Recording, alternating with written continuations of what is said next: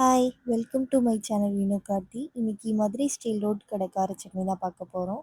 அதுக்கு தேவையான பொருள் வெள்ளைப்பூடு, இஞ்சி, புளி, ஒரு பெரிய வெங்காயம், காஞ்ச கருவேப்பிலை, உப்பு, தனி மிளகாய் பொடி.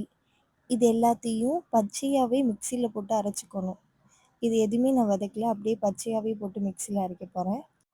இப்போ அந்த வெங்காயத்தில் உள்ள தண்ணியை அரைஞ்சிருக்கு. கொஞ்சோண்டு தண்ணி ஊற்றி இப்போ நைஸாக அரைச்சிக்குவோம். இதுக்கு நிறைய தண்ணி ஊற்றக்கூடாது, சலசலன்னு இருக்கும். இது கெட்டியாக வச்சு சாப்பிடும்போது தான் டேஸ்ட்டாக இருக்கும். இப்போ நைஸாக அரைச்சாச்சு.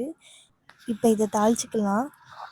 தேவையான அளவு நல்லெண்ணெய் ஊற்றிக்கோங்க. அதில் ஒரு டேபிள் ஸ்பூன் கடுகு, பெருங்காயத்தூள், கருவேப்பிலை, இது மூணையும் ஆட் பண்ணிவிட்டு மிக்ஸ் பண்ணி வச்சிட்டோன்னா சுவையான மதுரை ஸ்டைல் கார சட்னி ரெடி.